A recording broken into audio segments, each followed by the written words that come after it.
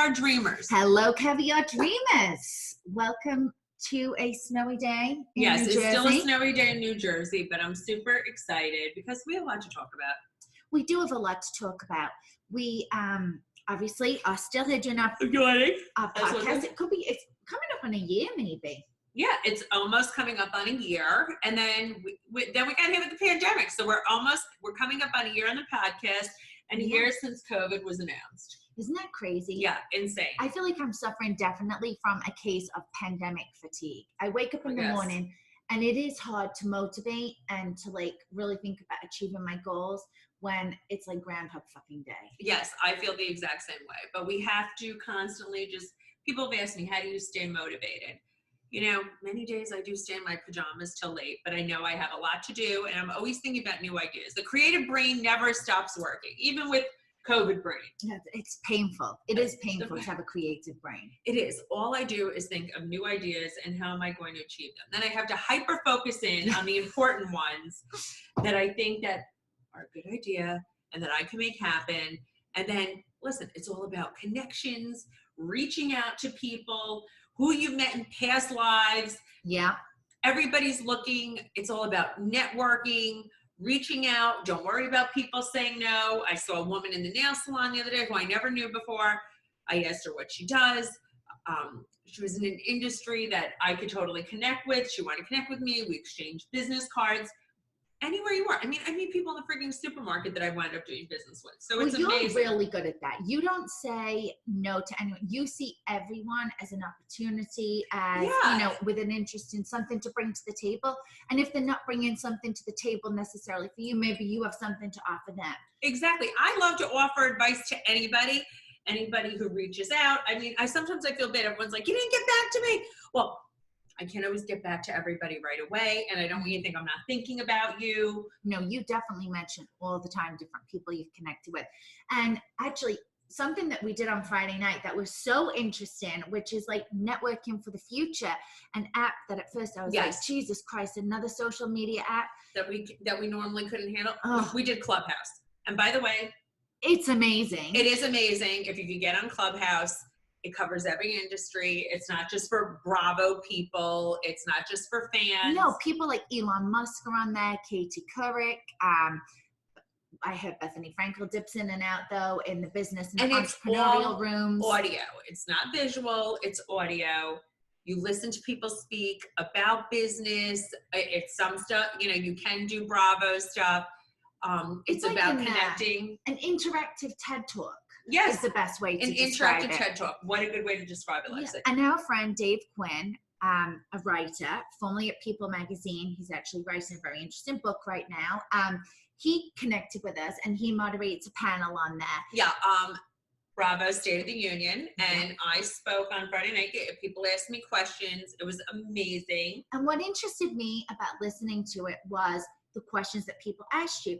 I assumed, you know, that people would ask you things like, Margaret, how did you feel when you pushed someone in a pool? Mm-hmm. You know, how did you feel when your ponytail got pulled? But it was really, how do you stick to your goals? How are you motivated? How did you start a business from nothing? It was very I was surprised focused. how business focused it was. A lot of people listen to the podcast, and I love that they asked me about charities. So I think if you could go on Clubhouse, you could dip in and out of rooms. You could listen to people speak who you would never get to hear speak unless you paid for it. So that's what I think is so, so impressive. You can reach out and ask a question. Yeah, you just raise your hand virtually on that, and they let you in the conversation. Yeah, I just love it. I will be on again this week, Thursday night, with Kate Casey, 6 p.m. Eastern Standard Time, and Kate Casey will be interviewing me. And if you have any business questions or anything like that, please, if you're on Clubhouse, join our room. And if you're not on Clubhouse, get on Clubhouse. You have to be invited or get on the wait list, but they let you in very quickly. Yeah, and I think we'll probably maybe even do like a special podcast episode on that. Yes, we it's definitely so interesting and interactive. Yeah, and we'll do a live podcast on there, and it's very interactive, and you're absolutely going to love it. It was really great.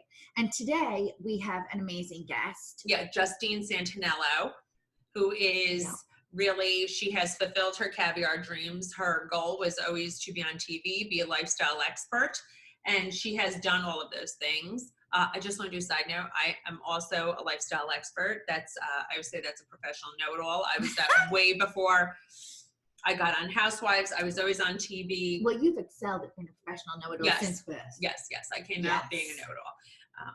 I had no choice to know it all because Marcy really, behaved like she knew absolutely nothing. Side note, pre-order the book if you want to hear more about because you will hear it all. Yes. No, but I was always on TV offering handy-dandy tips on gift giving, on holidays, how to throw a party on a budget, just a bunch of different things that I would give ideas about. So Justine Santaniello is also a lifestyle expert. She is a brand ambassador, host on QVC. And now she executive produces her own morning show too. Yes, which I have been fortunate enough to be on and co-host with her. So she has really done it all. She's a young mom. Yeah. Also lives in New Jersey.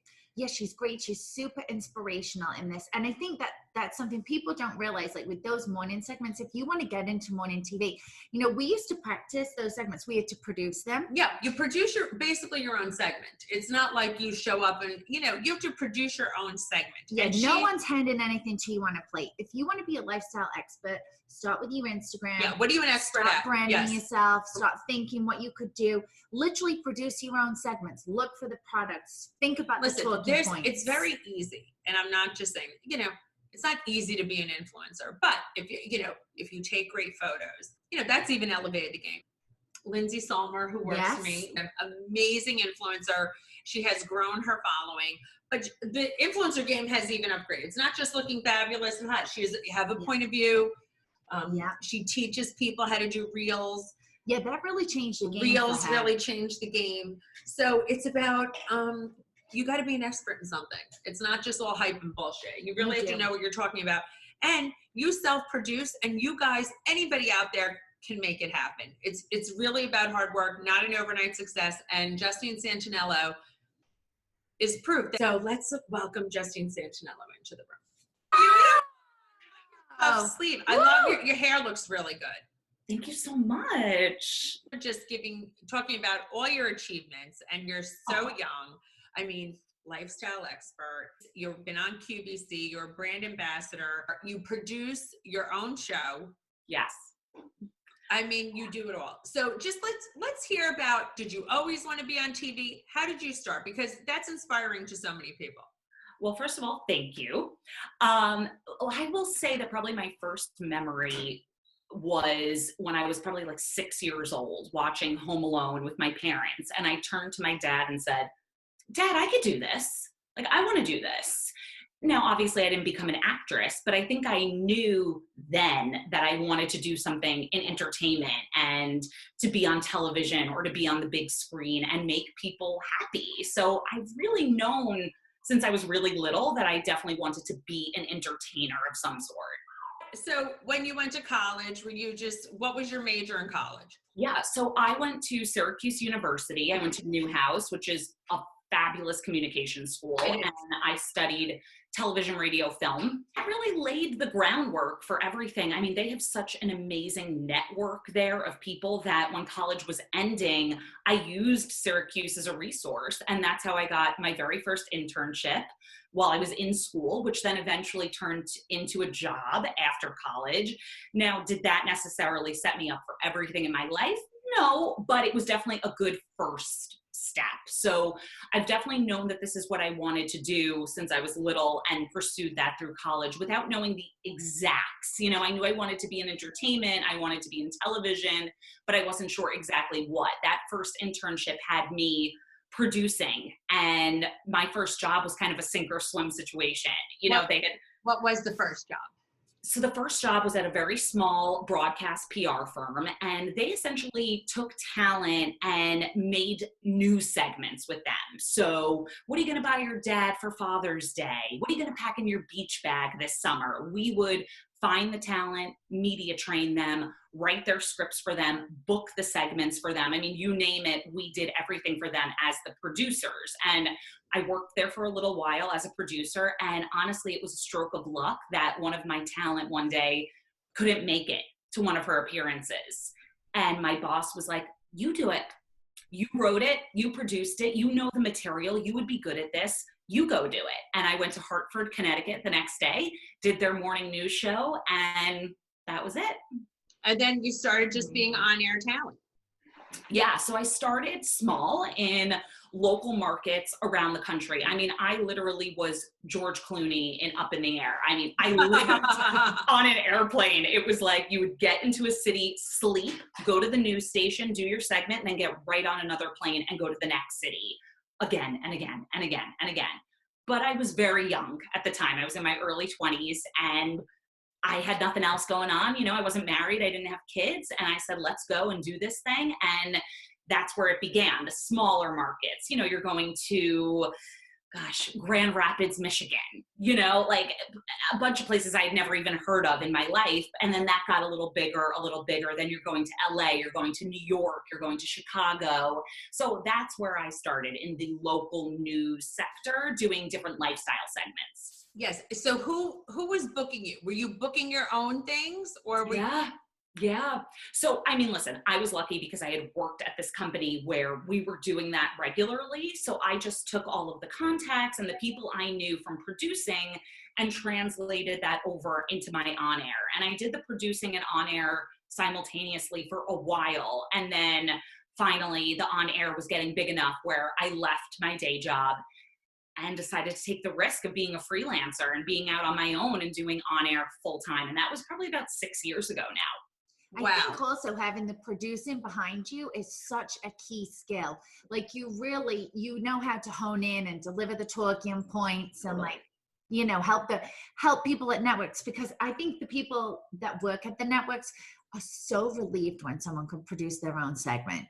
Yes. Oh, yes. You're 100% right. That's what I was telling people before you came on. I think that's an important skill. I also think it's very important. I want you to stress the importance of media training.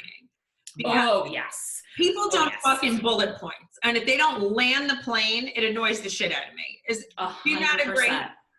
Well, especially if you're doing like morning news. I mean, you've done plenty of interviews, so you know, you only have 5 minutes tops. You have to get to your points quickly. Otherwise, you're going to get cut off. It's not a good interview, and the producer is never going to have you back on the show again. So it's speaking in bullet points, but it's also thinking of problem solution, at least in what I do. Okay, what's the problem?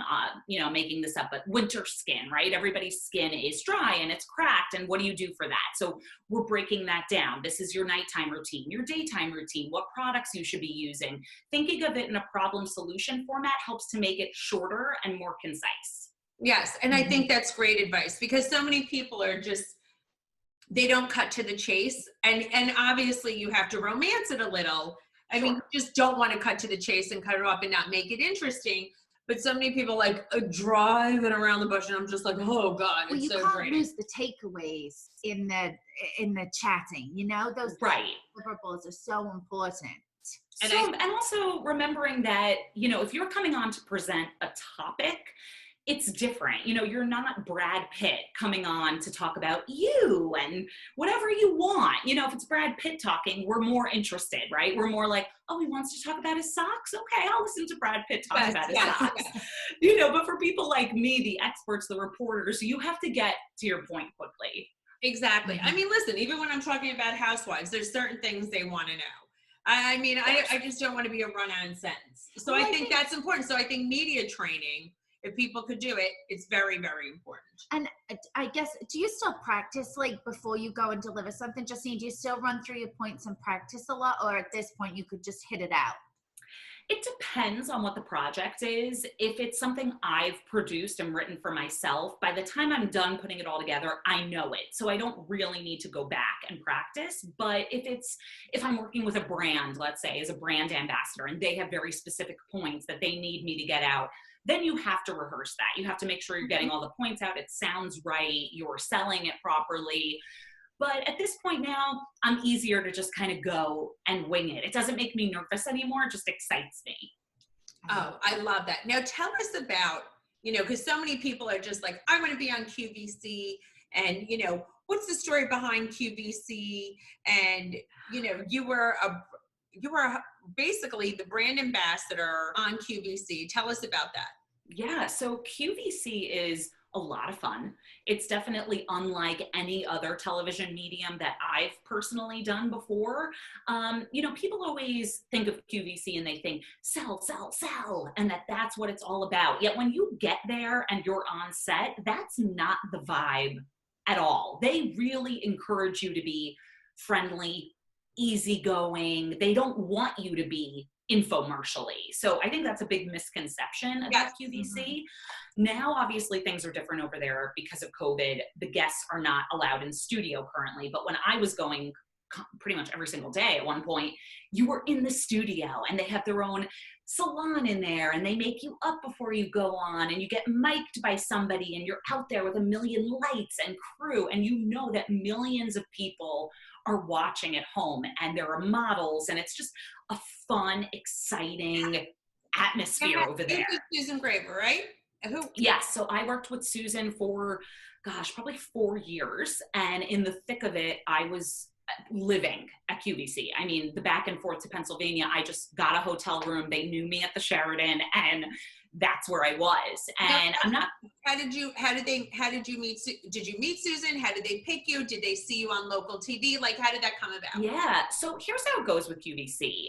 Generally, they bring people in often to do QVC general auditions. And if you make it past that point, which I did, they basically say to you, we're going to put your name in a book and present it to companies who don't have their own spokesperson, and they can decide from this book who they might want to use to sell their product.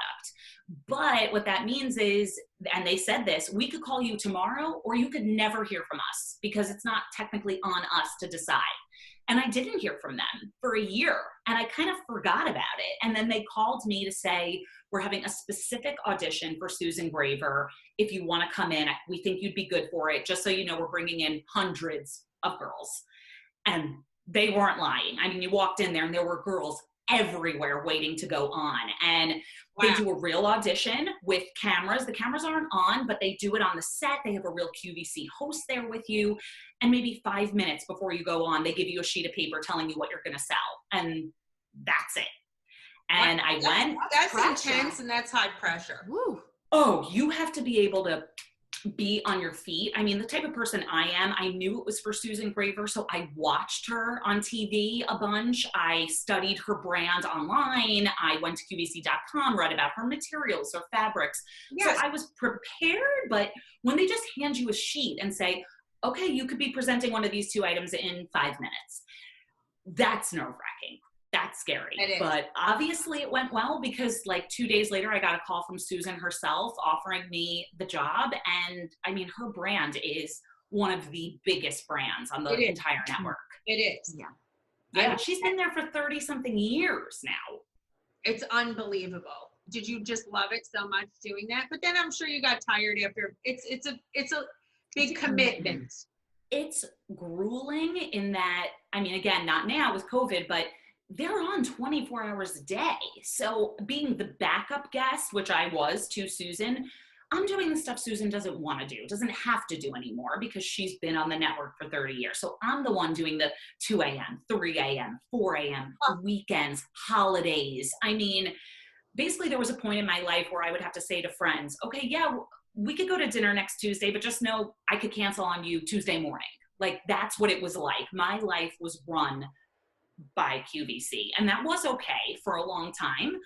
But then after a while, you want to do something else. And also, I didn't want to be somebody's backup forever. I wanted to launch my own brand. So it was a good platform. It was great. I hope to come back to QVC and represent another brand. Beyonce. I mean, we're not backups. That's right. Exactly. It's time to step away. Yes. And also, when you're doing those kind of hours, it's very hard to simultaneously do anything else if you're away in Pennsylvania through the middle of the night. Right. It was a 2-hour drive. I'd get home at, 9 o'clock in the morning. I'm not starting my day. Then I'm going to sleep. And I was doing that for a while with a newborn at home. So that was. Oh my God. Wow. Did you that was ever take fun. The newborn with you, and have any? But no. Nope, because, listen, lucky for me, I wasn't breastfeeding, so it was easier to leave the baby at home, but I couldn't take her with me. It's too much of a liability. You don't know what a baby's going to do. So it's a lot. That was tough. Yeah, that was a lot, but it was fun. Yes. It's a lot of fun. So then how did you come about wind up doing your own show? Did you pitch the show? Did they approach you? Tell me what happened. So I had been thinking about this for a long time. I wanted to start a show that was a lot like the shows I appear on, these lifestyle shows, morning news, but like the light stuff, the fun stuff, not the hard. I never wanted to be a hard news person. I wanted to bring smiles to people's faces, not more bad news. So, after appearing on those shows for God, over 10 years now and traveling like crazy, I thought there has to be a better option for me. Let's start something here in New York, because there's not that many options like this in New York, which is the #1 market in the country. We pitched the idea of lifestyle fun. Let's bring in other experts who can teach us about all different things. We'll have celebrities come in. We'll do demos. We'll show recipes. We'll do everything. And we got a shot. We got a pilot season, and it did well. And now we're in season 2, and fingers crossed, it's only getting better and bigger, and we're so excited. I mean, you should be so proud of yourself, because Thank you. Taking your career so far, and you're still very young, which is I like to think so. I'm 35, so 35. I mean, Jesus, you've had such a big career, and you're only 35. So that's what's so impressive. Is it hard to come up with is it hard to come up with new ideas all the time? It is. It is, because I find sometimes in this lifestyle TV category, you get pinned to the same things over and over, because everybody wants like the seasonal things, right? What are you going to bring to the beach? What are you going to get for Father's Day? What are you going to get for Mother's Day? Valentine's Day. Exactly. There's always a holiday around the corner, and we have to cover that. People want to know gifts. They want to know what to do. They want to know what experiences to book. So we have to offer that to them, which is fine, because I love holidays. But sometimes you do want to switch it up and do something a little different. I think now that this show is mine, I can have the liberty to do that more. Like when you were on. Yes. And we could have fun and do games, and I could never do that before. I know you tricked me. You gave me a big trick. We gotta. That's the fun of it. Now, has it been harder to produce segments during COVID, because it's not like, what do you wear to go to a party? Like, what do you bring into the party? Because we're not going anywhere. Yeah, that is for sure. It's been hard on 2 different levels. At first, it was hard because, a lot of what we do incorporates products, and brands are trying to look and get more audience, more eyeballs, but in a more editorial way. That's what we try to do for them. And the beginning of COVID, they didn't have money. They didn't have the money to go out and get the advertising that we could offer them. So that was the first part. And then, yes, your typical, summertime, when we would talk about summer entertaining or having a big barbecue, we could do it, but it had to be very sensitive and scaled down. So instead of, who are you inviting over for your big summer party? It was more, when you, your husband, and your children are having a barbecue at home, what are you going to serve? But I think people, after a little while, wanted some normalcy, wanted fun, wanted something light to look at, wanted something to look forward to. So it didn't affect us for too long. We just had to be sensitive about what we were talking about, always mentioning COVID at first too, and being safe. But now we're in a much better place, I think. Yes. Yeah. Now, if this season does well, can we try and get it picked up in other markets? I like the way your mind works here. I feel like it's good. It's interesting, and we should try and branch out. Yes, so that is the next step. I wanted to see if we would get picked up for season 2, which we did. Now that that's up and running and going well, yes, the goal now is to move into other markets. I'm thinking something like a Chicago or a Dallas or LA, something within like the top 10 markets around the country. Yeah. Yes, the goal is probably we'll start by picking up one more market, maybe mid-season this season, and then continue on if we're getting a good response that way. Yeah, I think that's great. I think people like to see it where it's not, depressing, and it's nice to watch, and it's like you're bringing interesting topics, and people could see, different things like that are inspiring, and that's what I like. Yeah, fun stuff. And we're getting a lot more interviews now with celebrities and reality stars and famous authors and people who are big chefs. And that's the fun stuff, right? You know, we're having somebody come in next month. She's going to do a big cooking demo in our kitchen. And we've been talking to everybody from Dr. Pimple Popper to the teen moms to the Impractical Jokers. Dr. Pimple Popper, I mean, that show is doing unbelievable. I have to tell you, we put up a video. It was the trailer for the new season on our page. Within, I'd like to say an hour, it had over 1,000 views. Now that's just from our page, which is a brand new show, right? We don't have a ton of followers yet. I think that video now has almost 20,000 views. People are obsessed with that show. I'm not gonna lie, same reaction for me. I cannot watch it. I love to pop someone's pimple, you know me. Yeah, but I can't watch that. Like, I can't watch it either. I mean, my mom loves that show. That was probably the biggest, when I told her I was interviewing Dr. Sandra Lee, she was like, you'd think it was Brad Pitt. But no, not so much. But I look for, when it's coming to who we're going to interview, obviously if I know the person and I'm a fan, that's fun and that's great. Yes. But I don't have to be. You go to Dr. Pimple Popper's page. She has, 8 million followers, 4 million followers. It's just so fascinating that it became business, that she made that business into like this very successful television show with people coming from all over the world. And some of the episodes are really like heartfelt when there's a birthmark or like a growth. It's a little kid. Like, I have watched episodes which have brought me to tears, so it is so interesting. She is changing people's lives at the end of the day, but some of the stuff is definitely hard to watch. Oh. I know. But, I always love a deep-rooted blackhead pimple that's like, the size of a twin.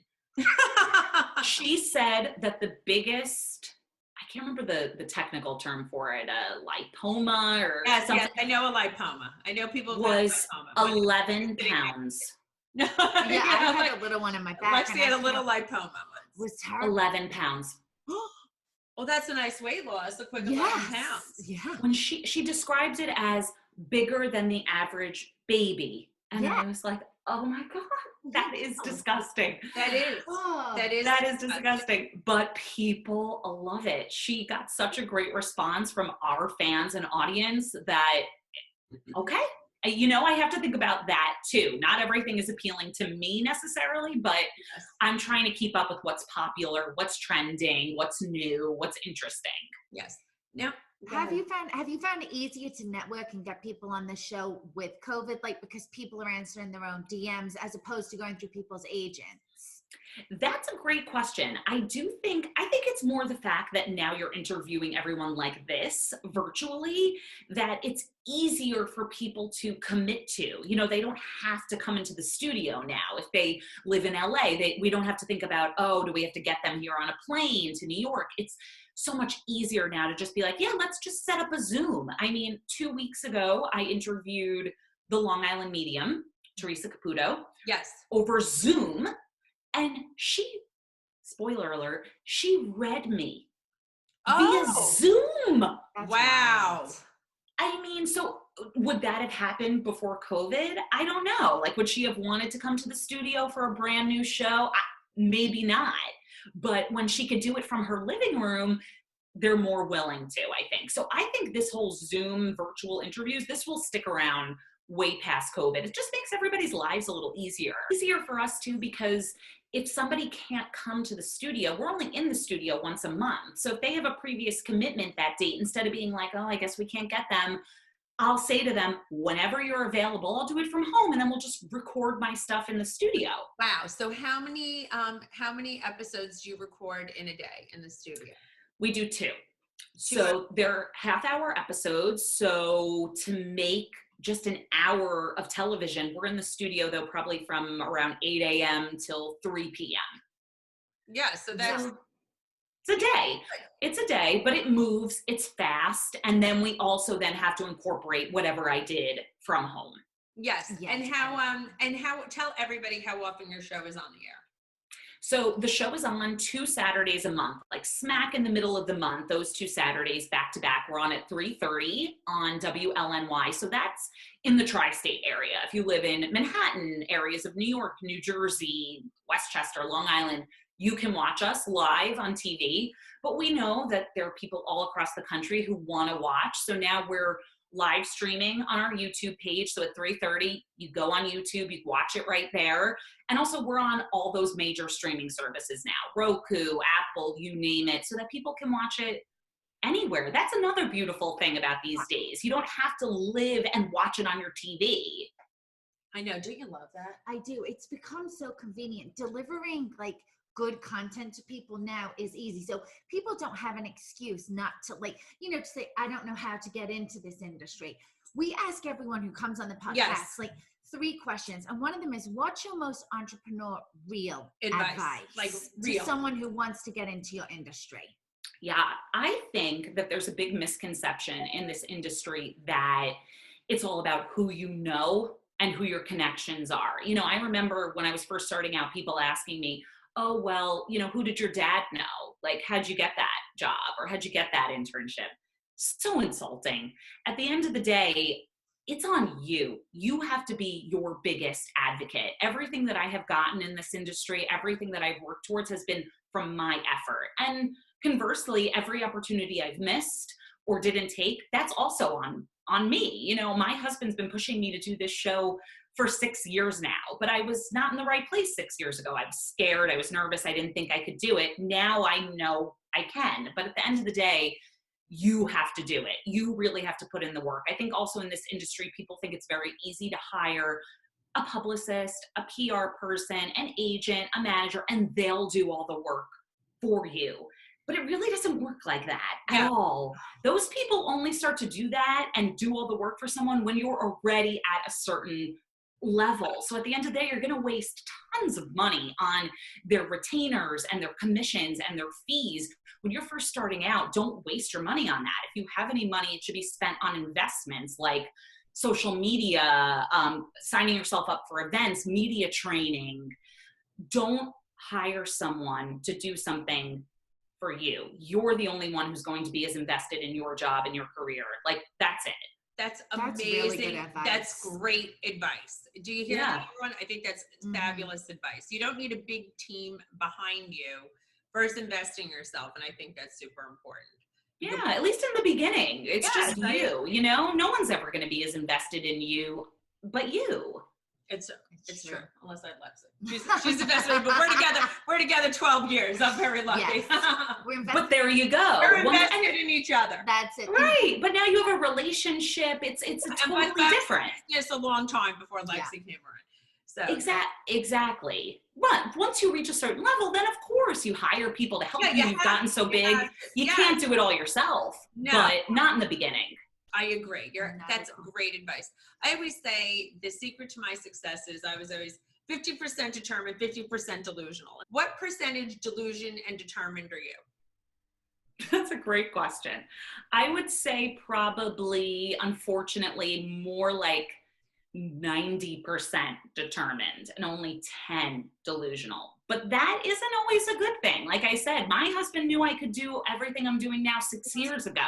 If I would have been a little more willing to jump and willing to take the risks, I could have, who knows where I would be now. So I think having those little bits of grandeur and delusion, thinking that you can be something, is a good thing, because that pushes you to achieve your dream. But I think as we also get older, like, I think I was more delusional in my 20s than I was in my 30s, but my 40s, I'm going back to delusional. Yeah, it's kind of fun. We always thought we were like Vegas showgirls showing up. Yeah, for sure. So we also ask, everyone has like a career defining moment where they had to overcome something that was just so tough. So we ask everyone, what was your big girl panties moment? Wow, I love this. I would say that was probably making the decision to go freelance full-time, leaving my 9-to-5 job and having zero security, zero money in the bank. Like, wow, this is really scary. You are on your own. And I'm not going to lie, in the beginning, it wasn't really working. And I was dipping into whatever little bit of savings I had and hustling 24 hours a day. And that was scary. I used to go to sleep like scared and crying because I didn't know if I made a humongous mistake. But put the big girl panties on, kept going at it every single day, plugging and plugging away until it picked up. And I think that your point with this whole, I like you calling it delusion, is that once you taste a little bit of your success and a little bit of, oh, wait, I can do that, then you're more free to dream bigger because you know you can then. Yes. And also I love that you didn't throw in the towel because so many people fear, you know, they see they're not getting the result they want right away and they're like, fuck this, I'm throwing in the towel, right? Yeah. Well, And that would have been easy to do. Yeah. And it's easier sometimes to do. And also, you know, there aren't a lot of nice people necessarily in this industry. You know, there are a lot of girls who do what I do and they're not that nice. That was also a moment for me of, oh, wait, am I not doing the right thing? Because they're making me feel less than. But I just had a different approach than they did. I didn't need to be at every social event bullshitting with people to show my face. For me, that's not what this was about. I'm working. Yes, I agree. Well, you are such a pleasure to have. So inspiring to so many. You know, you're like a breath of fresh air, right? You really are. A girl's girl. Thank you. Yes, a girl's girl in the industry, which we love, inspiring to women. And thank you. Bring everybody up. And I'm so excited to see, you know, the show in every market. Yeah. Yes, that's the goal. That's where we're going with this. Sky's the limit now. It is. Sky's the limit. So tell everybody where to find you. Yes, so you guys can find me on social, Justine Santaniello. I am on all of your major platforms, and you can watch Lifestyle Today on WLMY Saturdays at 3:30, or of course you could find Lifestyle Today show all over social, YouTube, if you don't live in the New York area, and write to me. I always like when people write and ask questions and tell me comments about the show. Like, I look at all of my messages, so I still really like that. Thank you so much for coming on. Of course. Thank you so much for having me. This was so fun. Yay. Well, she was just lovely. That was so great. And great advice. Really good advice. I think one thing that I picked up early on, she learned the power of networking in college. Yes. Everybody, power of networking. And now there's no excuse because we've discussed it a lot this episode. Clubhouse is great for networking. Clubhouse. Instagram is great for networking. You would have no idea how accessible the real Margaret Joseph is. Yeah, the real Margaret Joseph. I'm more accessible than I would even like, but for some strange reason, you know. Hello, this is Howard J. Kaplan or whatever it is. I am a TV producer, and I just got your cell phone on the internet. So yeah. We're editing that part out, Lexi. But we now took you off the white pages, so you don't have to worry. No, the March is very accessible. Many celebrities are accessible. Engagement is what drives the brand. Yeah, people. And it's just like, or just, you want to reach out to a CEO of a company, you know what? Hit them up on LinkedIn, message them, be a hustler. Oh, that's a good point. This is something that I've been meaning to. Clean up all your social media platforms, your LinkedIn, make sure your bio is good, update your photographs, keep everything up to date because people do look at that. They do look at that. When you hit and by the way, if you want to be in business, get the trash off your fucking social media, okay? Agreed. I don't have anything negative on my social media. No. Nothing. I don't write vicious nonsense, okay? Do you even see the way I respond to my fans? You could turn anyone in a heartbeat. You know what? If they write hostile stuff to me, I don't write hostile stuff back. Do you know why? Negativity is unacceptable and it's not good for business. And do you see what's going on? It breeds negativity. And it breeds negativity. So and I don't want that. Down, and people are very nasty to me. Most people are nice. 99.9% of people are nice. But that small smidgen who are negative, you know what? Negativity is not good for business. So listen, if you don't want to work and be an asshole and not give back to society, that's okay. But if you want to have a business and be successful in life, don't put negativity out on social media. Yes. Even if you want to be on TV and everything else, maybe on the show there, there's some negative stuff. People argue. I give my valid opinion, but I'm not going to go around writing horrible stuff all over the internet. You know what? That stuff never goes away. It doesn't. You cannot escape from it. Yeah, you can't undo that crap if you put it in writing all over the place for the world to see. And employers look at that and people look at that and they're just going to say, it's like, why do I want this negative Nancy working with me? This Debbie Downer. That's it. FYI. All right, guys. Yes. Caviar Dreamers, I'm going to go to lunch. So behave. Behave. Behave, people. You got it from the march. Yeah, you got it from the march. But I love you all. So Caviar Dreamers, keep dreaming. And thank you everyone for tuning in every week. We really appreciate it. We have amazing guests coming up for you. Yes, inspiring, to inspire all of you and to get us through. Yes, so you'll find us every Wednesday at Caviar Dreams Tuna Fish Budget on all of your podcast platforms, Spotify, Apple, Amazon now, everywhere, and YouTube. And you can find our Instagram at Caviar Dreams Tuna Fish Budget, at The Real Margaret Josephs, at The Life of Mrs. B. Yeah, and follow my business, the Macbeth Collection. I put up products there. You can see what the Marge is always up to in business. Love you all. And oh, God, buy the book. Jeez, you have a lot to remember. Oh, my God. Do you have a pen and paper? Because this was a lot. You might need to rewind and write this down. Yeah, buy my book, Caviar Dreams Tuna Fish Budget. I mean, we make it easy. Everything's the same name. So just get on it. Yeah, it's on pre-order right now. Keep dreaming. Keep dreaming, Caviar Dreamers.